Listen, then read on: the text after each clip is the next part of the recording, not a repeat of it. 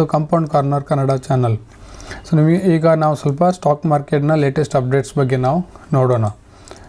ಹಾಗೂ ವಿಡಿಯೋ ಶುರು ಮಾಡೋ ಮೊದಲು ನಾನು ನಿಮಗೆ ಹೇಳ್ತೇನೆ, ಇಲ್ಲಿ ತೋರಿಸೋ ಯಾವುದೇ ಸ್ಟಾಕು ಯಾವುದೇ ರೆಕಮೆಂಡೇಷನ್ ಅಲ್ಲ, ಸಿರ್ಫ್ ನಿಮಗೆ ಸ್ಟಡಿ ಪರ್ಪಸ್ಗೋಸ್ಕರ ನಾನು ಈ ವಿಡಿಯೋ ಮಾಡೋದು.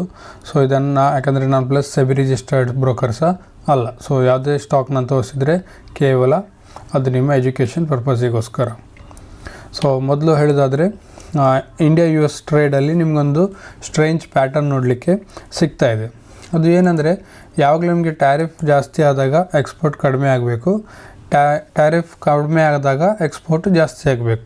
ಅದರಲ್ಲಿ ನಿಮಗೆ ರಿವರ್ಸ್ ನೋಡಲಿಕ್ಕೆ ಸಿಗ್ತಾಯಿದೆ. ಸೊ ಇಲ್ಲಿ ಸಹ ನೀವು ನೋಡ್ಬೋದು, unusual pattern in India U S ಟ್ರೇಡಲ್ಲಿ ನಿಮಗೆ ನೋಡಲಿಕ್ಕೆ ಸಿಗ್ತಾಯಿದೆ. Fall under low tariffs and rise under high tariffs. So ಇದು ಯಾಕೆ ಈ ಥರ ಆಗಿದೆ?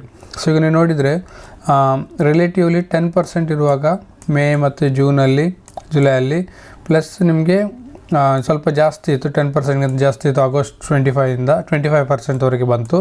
ಆಮೇಲೆ ಆಗಸ್ಟ್ 27 ನಿಮಗೆ 50% ನೋಡಲಿಕ್ಕೆ ಸಿಗ್ತಾಯಿದೆ. ಸೊ ಈ ಥರ ಇರುವಾಗ ನಿಮಗೆ ಇಂಡಿಯಾದು ಟ್ರೇಡ್ ಸ್ವಲ್ಪ ಕಡಿಮೆ ಇತ್ತು. ಯಾವಾಗ 50% ಬಂತು ಸೆಪ್ಟೆಂಬರಿಂದ, ಸೊ ಆವಾಗಿಂದ ನಿಮಗೆ ಇಂಡಿಯಾದ ಟ್ರೇಡ್ ಅಮೆರಿಕೊಟ್ಟಿಗೆ ನಿಮಗೆ ಸ್ವಲ್ಪ ಜಾಸ್ತಿ ನೋಡಲಿಕ್ಕೆ ಸಿಗ್ತಾಯಿದೆ. ಯಾವಾಗ ಅದು ಟ್ರೇಡ್ ಡೀಲ್ ಅನೌನ್ಸ್ ಆಯಿತು ಆವಾಗ ಫುಲ್ ಕಡಿಮೆ ಆಯಿತು ನಿಮಗೆ. ಸೊ ಇಲ್ಲಿ ನೋಡ್ಬೋದು, ಇವಾಗ ನಿಮಗೆ ಡ್ರಾಪ್ ಆಗಿತ್ತು. ಯಾವಾಗ drop between May to September, ಮೇಯಿಂದ ಸೆಪ್ಟೆಂಬರ್ವರೆಗೆ ನಿಮಗೆ ತುಂಬ ಕಡಿಮೆ ನೋಡಲಿಕ್ಕೆ ಸಿಗ್ತಾಯಿತ್ತು.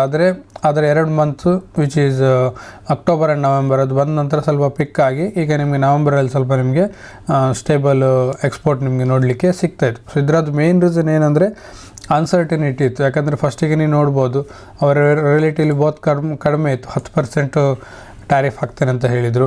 ಆಮೇಲೆ ಅದು ಸ್ವಲ್ಪ ಜಾಸ್ತಿ ಆಗಿ ನಿಮ್ಗೆ 10% ಸ್ವಲ್ಪ ಜಾಸ್ತಿ ಮಾಡಿದರು, 25%ವರೆಗೆ ಮಾಡಿದರು. ಆಮೇಲೆ 25%ಇಂದ ಹೋಗಿ ಅದು ಸೀದಾ ಈಗ 50%ಅಲ್ಲಿ ನಡೀತಾ ಇತ್ತು. ಸೊ ಇದೀಗ ಸದ್ಯಕ್ಕೆ ಸ್ಟೇಬಲ್ ಆಗಿ ನಿಮಗೆ ನೋಡಲಿಕ್ಕೆ ಸಿಗ್ತಾಯಿದೆ ಸಿನ್ಸ್ ಆಗಸ್ಟ್. ಸೊ ಅದ ನಂತರ ಏನಂದರೆ ಎಕ್ಸ್ಪೋರ್ಟರ್ಸ್ ಅವರು ಮೈಂಡ್ಸೆಟ್ ಅರೇಂಜ್ ಮಾಡಿದರು, ಒಟ್ಟೋಗಿದ್ದು ಮ್ಯಾಕ್ಸಿಮಮ್ ಆಗಿರ್ಬೋದು ಫಾರ್ ಇಂಡಿಯಾ. ಸೊ ಹಾಗೆ ಅವರೀಗ ಟ್ರೇಡ್ ಅವರನ್ನು ಬ್ಯಾಕ್ ಟು ನಾರ್ಮಲ್ ತರಲಿಕ್ಕೆ ನೋಡ್ತಾ ಇದ್ದಾರೆ. ಅವರ ಅಡ್ಜಸ್ಟ್ಮೆಂಟ್ಸ್ ಏನಿದೆ ಇಲ್ಲ ಬಾರ್ಗೇನಿಂಗ್ ಏನು ಮಾಡಲಿಕ್ಕಿದೆ ಅದನ್ನು ನೋಡಿ ಪ್ರೈಸಸ್ ಎಲ್ಲ ರೀನೆಗೋಷಿಯೇಟ್ ಮಾಡಿ ಸೊ ಈಗ ಅವ್ರು ಪುನಃ ಟ್ರೇಡ್ನ ಕಂಟಿನ್ಯೂ ಮಾಡ್ತಿದ್ದಾರೆ. ಸೊ ಇದೊಂದು ಇಂಡಿಯಾಗೊಂದು ನಿಮಗೆ ಕೈಂಡ್ ಆಫ್ ಪಾಸಿಟಿವ್ ನ್ಯೂಸ್ ನಿಮಗೆ ನೋಡಲಿಕ್ಕೆ ಸಿಗ್ತಾಯಿದೆ.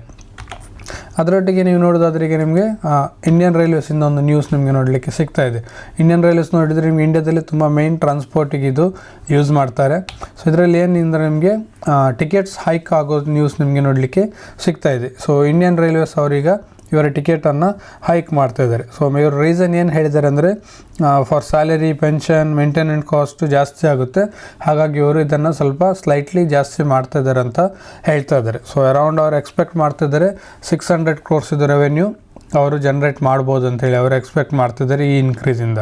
ಸೊ ಹಾಗಾಗಿ ನಿಮಗೆ ನಾಳೆ ನೋಡೋದಾದರೆ ನಿಮಗೆ IRCTC ಇದಲ್ಲಿ ಸ್ವಲ್ಪ ನೀವು ಮೂವ್ಮೆಂಟ್ನ ಎಕ್ಸ್ಪೆಕ್ಟ್ ಮಾಡ್ಬೋದು. ಸ್ವಲ್ಪ ಇದನ್ನು ನಾಳೆ ನೀವು ಅಬ್ಸರ್ವ್ ಮಾಡ್ಬೋದು. ಇದರೊಟ್ಟಿಗೆ ನೋಡೋದಾದರೆ ಓಲಾ ಎಲೆಕ್ಟ್ರಿಕ್ ಇಂಡಿಯಾದಲ್ಲಿ ಈಗ ನೀವು ನೋಡೋದಾದರೆ ತುಂಬ ನ್ಯೂಸಲ್ಲಿರೋ ಕಂಪನಿ, ಸ್ಟಾಕ್ ಮಾರ್ಕೆಟಲ್ಲಾಗಲಿ ಈವನ್ ಕನ್ಸ್ಯೂಮರ್ ಸೈಡಲ್ಲಾಗಲಿ ತುಂಬ ನಿಮಗೆ ನ್ಯೂಸಲ್ಲಿರೋ ಕಂಪನಿ ನೋಡಲಿಕ್ಕೆ ಸಿಗ್ತಾಯಿದೆ. So on stock market side ಹೇಳೋದಾದರೆ ರೀಸೆಂಟ್ಲಿ ನೀವು ನೋಡ್ಬೋದು, ಇವರ ಪ್ರಮೋಟರ್ ಕಂಟಿನ್ಯೂಸ್ ಆಗಿ ಸ್ಟೇಕ್ ಸೆಲ್ನ ಮಾಡ್ತಾಯಿದ್ರು. ಸೊ ಈವನ್ ಅವ್ರು ಕಂಟಿನ್ಯೂಸ್ ಆಗಿ ಸ್ಟೇಕ್ ಸೆಲ್ ಮಾಡಿದ್ರು. ಅರೌಂಡ್ 3 days ಅವರು ಕಂಟಿನ್ಯೂಸ್ ಮಾಡಿದರು. ಅರೌಂಡ್ 300+ crores ಅವರು ಟೋಟಲ್ ಆಗಿ ಸೇಲ್ ಮಾಡಿದ್ದಾರೆ. ಸೊ ಅದು ಈಗ ನ್ಯೂಸ್ ಬರ್ತಾಯಿದೆ ಮಾರ್ಕೆಟಲ್ಲಿ ಏನಂದರೆ, ಅವರೀಗ ಸೇಲ್ ಮಾಡಿದ್ದು ಅವರು ಆಲ್ರೆಡಿ ಅವ್ರದ್ದೇನು ಪ್ರಮೋಟರ್ ಲೆವೆಲಲ್ಲಿ ಲೋನ್ ಇತ್ತು ಅದನ್ನು ಅವರು ಕ್ಲಿಯರ್ ಮಾಡಿದ್ದಾರೆ ಅಂತೇಳಿ. ಸೊ ಈ ನ್ಯೂಸ್ ಬಂದ ನಂತರ ನಿಮಗೆ ಸ್ಟಾಕಲ್ಲಿ ನಿಮಗೆ ಲಾಸ್ಟ್ ಟ್ರೇಡಿಂಗ್ ಸೆಷನಲ್ಲಿ ನೋಡ್ಬೋದು 10%, ಆಲ್ಮೋಸ್ಟ್ ಕ್ಲೋಸ್ ಟು 10% ನಿಮಗೆ ರಿಕವರಿ ನೋಡಲಿಕ್ಕೆ ಸಿಗಿದೆ ಸ್ಟಾಕ್ ಪ್ರೈಸಲ್ಲಿ. ಸೊ ಇದು ಯಾಕೆಂದರೆ ಇನ್ವೆಸ್ಟರ್ಸಿಗೆ ಒಂದು ಕಾನ್ಫಿಡೆನ್ಸ್ ಬಂತು. ಅವ್ರು ಹೇಳಿದರು ಇನ್ನು ಮುಂದೆ ಸ್ಟಾಕ್ ನಾವು ಕಟ್ ಮಾಡೋದಿಲ್ಲ. ಸೊ ಏನು ಮಾಡಲಿಕ್ಕೆ ಆಲ್ರೆಡಿ ಮಾಡಿದ್ದಾರೆ, ಮತ್ತು ಪ್ಲೆಡ್ಜ್ ಇರುವ ಅವ್ರ ಸ್ಟಾಕ್ಸ್ನ ಅವರು ಕ್ಲಿಯರ್ ಮಾಡಿದ್ದಾರೆ ಅಂಥೇಳಿ ಕಂಪನಿ ಸೈಡಿಂದ ನಿಮಗೆ ಕ್ಲಾರಿಫಿಕೇಷನ್ ಸಿಕ್ಕಿದೆ. ಸೊ ಹಾಗಾಗಿ ಸ್ವಲ್ಪ ಈಗ ಇನ್ವೆಸ್ಟರ್ಸ್ ಸ್ವಲ್ಪ ಕಾಮ್ ಆಗಿದ್ದಾರೆ. ಸೊ ಅವರೀಗ ಹಾಗೆ ನಿಮ್ಗೆ ಇದನ್ನು ಸ್ಪೀಡ್ ನೋಡಲಿಕ್ಕೆ ಸಿಗ್ತಾಯಿತ್ತು ಆನ್ ಲಾಸ್ಟ್ ಟ್ರೇಡಿಂಗ್ ಸೆಷನಲ್ಲಿ. ಸೊ ಬರೋ ದಿನದಲ್ಲಿ ಇವರು ಹೇಗೆ ಪರ್ಫಾರ್ಮ್ ಮಾಡ್ತಾರಂತ ಹೇಳಿ. ಸೊ ಹಾಗೆ ನಾವು ನೋಡೋದಾದರೆ FIDIs ಆ್ಯಕ್ಟಿವಿಟಿ. ಸೊ ಈ ತಿಂಗಳಲ್ಲಿ ನೀವು ನೋಡ್ಬೋದು FIs ಆಲ್ರೆಡಿ ನೆಟ್ ಸೆಲ್ಲರ್ ಆಗಿದ್ದಾರೆ.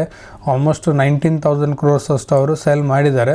DIs on the other side around 52,000 crores ಇದು ನಿಮಗೆ ಬೈಯಿಂಗ್ ಮಾಡ್ತಿದ್ದಾರೆ. ಹಾಗಾಗಿ ಮಾರ್ಕೆಟ್ ನಿಮಗೆ ಬ್ಯಾಲೆನ್ಸ್ ಆಗಿ ನಡೀತಾ ಇದೆ.